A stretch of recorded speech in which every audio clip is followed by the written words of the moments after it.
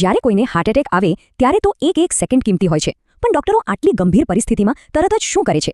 આજે આપણે એ જ ઉપાય વિશે વાત કરવાના છીએ જે જીવન બચાવી શકે છે, જેને કહેવાય છે લોડિંગ ડોઝ.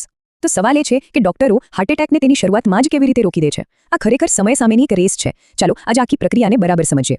સૌથી પહેલા તો સમસ્યા શું છે એ સમજીએ. હાર્ટ એટેક એટલે હૃદયને લોહી પહોંચાડતી જે મુખ્ય નળીઓ હોય છે એમાં અચાનક કોઈ બ્લોકેજ આવી જાય. આ એક રીતની ઇમરજન્સી છે જે હૃદયના સ્નાયુઓને પરમેનન્ટ ડેમેજ કરી શકે છે. મેડિકલ ભાષામાં આને એક્યુટ કોરોનરી સિન્ડ્રોમ એટલે કે ACS કહેવાય છે. હવે આને એકદમ સરળ રીતે સમજવું હોય તો એમ વિચારો કે હૃદય સુધી જતો જે હાઈવે છે ત્યાં અચાનક એક મોટો અકસ્માત થઈ ગયો છે. ટ્રાફિક જામ થઈ ગયો છે અને લોહીનો પ્રવાહ અટકી ગયો છે. હવે આ રસ્તો તાત્કાલિક ખોલવો જ પડે. તો આટલી મોટી કટોકટીને પહોંચી વળવા માટે શું કરવું? આ કામ કોઈ એક દવા નથી કરી શકતી. આના માટે તો એક આખી સ્પેશિયલ રિસ્પોન્સ ટીમ છે. ચાલો ત્યારે આ ટીમના સભ્યોને મળીએ. આ જે સોલ્યુશન છે એનું નામ છે ડ્યુઅલ એન્ટી પ્લેટલેટ થેરેપી એટલે કે DAPT, અને સાથે હોય છે હાઈ ઇન્ટેન્સિટી સ્ટેટિન. હા, નામો થોડા અઘરા છે પણ ચિંતા ન કરો, આપણે એને એકદમ સરળ રીતે સમજીશું કે આ ટીમ ખરેખર કામ કઈ રીતે કરે છે. તો આપણી આ ઇમરજન્સી ટીમમાં 3 મેઇન પ્લેયર્સ છે. પહેલું ઇકોસ્પ્રિન, જેને આપણે કહીશું ટ્રાફિક કોપ. બીજું ક્લોબિટેબ, જે છે આપણા ક્રાઉડ કંટ્રોલર એટલે કે ભીડને કાબૂમાં રાખનાર. અને ત્રીજું એટારવા, જે છે આપણી રોડ ક્રૂ એટલે કે રસ્તો સાફ કરનારી ટીમ. મજાના નામ છે નહીં? આ થેરેપીની ખાસિયત એ છે કે આ ત્રણેય દવાઓ એકલી કામ નથી કરતી, એ એકસાથે મળીને એક ટીમ તરીકે કામ કરે છે, અને એટલે જ આ એકદમ પાવરફુલ 3-pronged એટેક બની જાય છે.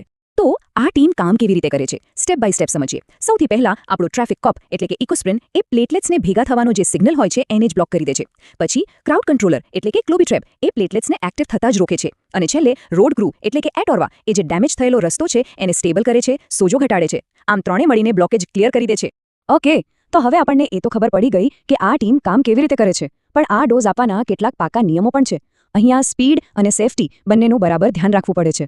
એક વાત ખાસ સમજવા જેવી છે, આ લોડિંગ ડોઝ કોઈ રોજ લેવાની દવા નથી. આ તો બસ એક જ વાર તાત્કાલિક અને મેક્સિમમ અસર માટે આપવામાં આવતો પાવરફુલ ડોઝ છે, એક નિર્ણાયક પહેલું પગલું. તો આ ડોઝ કેટલો હોય છે? ઇકોસ્પ્રિન એટલે કે એસ્પિરિન, એનો લોડિંગ ડોઝ હોય છે 300 મિલીગ્રામ. એ જ રીતે ક્લોપિટેબનો લોડિંગ ડોઝ પણ 300 મિલીગ્રામ હોય છે. જો કે અમુક કેસમાં જેમ કે પ્લાન્ટ એન્જિયોપ્લાસ્ટી હોય તો એને 600 મિલીગ્રામ સુધી પણ વધારી શકાય છે. અને છેલ્લે એટરવાનો લોડિંગ ડોઝ છે 80 મિલીગ્રામ. અને હા, ખાસ વાત એ છે કે આ ડોઝ દર્દીના કોલેસ્ટ્રોલ લેવલ નોર્મલ હોય તો પણ અપાય છે, કારણ કે એનો મુખ્ય હેતુ સોજો ઘટાડવાનો છે. હવે એક ખૂબ જ અગત્યની વાત, એસ્પિરિન એટલે કે ઇકોસ્પ્રિન ગળી જવાની નથી, એને ચાવવાની છે. કેમ? કારણ કે ચાવવાથી સીધી લોહીમાં ભળે છે અને એની અસર ફટાફટ શરૂ થાય છે. આ એક નાનકડી વાત કિંમતી સમય બચાવી શકે છે. કોઈ પણ પાવરફુલ દવાની જેમ આની પણ કેટલીક સાઇડ ઇફેક્ટ્સ હોઈ શકે, જેમ કે ગેસ કે પેટમાં બળતરા. પણ એનાથી પણ વધારે જરૂરી છે એ જાણવું કે આ દવા ક્યારે બિલકુલ ન આપી શકાય. જો શરીરમાં ક્યાંય પણ એક્ટિવ બ્લીડિંગ ચાલુ હોય અથવા તો બ્રેન હેમરેજ જેવી હિસ્ટ્રી હોય તો આ દવાઓ આપવી ખૂબ જ જોખમી છે. એટલે જ ડોક્ટર્સ માટે સેફટી ચેક્સ બહુ જ ક્રિટિકલ હોય છે. જો સ્ટ્રોકની શંકા હોય તો પહેલા CT સ્કેન કરીને ખાતરી કરવી પડે કે મગજમાં બ્લીડિંગ નથી. બીજું, શરીરમાં બીજે ક્યાંય અંદર બ્લીડિંગ નથી એ પણ ચેક કરવું પડે. પણ જો હાર્ટ એટેક કન્ફર્મ જેવું હોય તો પછી બીજા ટેસ્ટની રાહ જોયા વગર આ ડોઝ તરત જ આપવો પડે છે. સમય બહુ જ કિંમતી છે. તો લોડિંગ ડોઝથી તાત્કાલિક ખતરો તો ટળી ગયો, પણ આ તો ખાલી શરૂઆત છે. એક લડાઈ જીતી છે, આખું યુદ્ધ હજી બાકી છે. હવે આ ઇમરજન્સી પછી શું? ચાલો લોંગ ટર્મ કેર વિશે વાત કરીએ. હવે જુઓ, અહીંયા ગેમ ચેન્જ થાય છે. જે એક વખતનો હાઈ લોડિંગ ડોઝ હતો એ હવે ઓછા મેન્ટેનન્સ ડોઝમાં ફેરવાઈ જાય છે. ઇકોસ્પ્રિન 300 મિલીગ્રામથી ઘટીને 75 કે 150 મિલીગ્રામ પર આવી જાય છે. ક્લોબિટેબ 300 થી 75 પર, અને અટરવાસ્ટેટિન પણ 80 થી ઘટીને 40 થી 80 મિલીગ્રામની રેન્જમાં આવી જાય છે. હવે ફોકસ અટેક પરથી ડિફેન્સ પર શિફ્ટ થઈ ગયું છે. તો આગળનો લાંબા ગાળાનો પ્લાન શું છે? બીજા દિવસથી જ આ ડેલી મેન્ટેનન્સ દવાઓ શરૂ થઈ જાય છે. પણ એટલું જ નહીં, સતત મોનિટરિંગ પણ ખૂબ જ જરૂરી છે.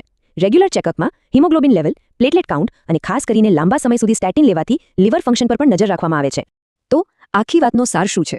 સાર એ છે કે આ પાવરફુલ એક વખતનો લોડિંગ ડોઝ એ પહેલું અને સૌથી નિર્ણાયક પગલું છે. એ જીવન માટે જોખમી બનેલી ઘટનાને સ્થિર કરી દે છે અને આગળની સારવાર માટે અમૂલ્ય સમય અપાવે છે. આ લોડિંગ ડોઝ તો પહેલી લડાઈ હતી, પણ સવાલ એ છે કે હૃદયરોગ સામેનું આ લાંબુ યુદ્ધ એ કેવી રીતે જીતી શકાય? આ એક એવો સવાલ છે જે આપણને બધાને લાંબા ગાળાના સ્વાસ્થ્ય અને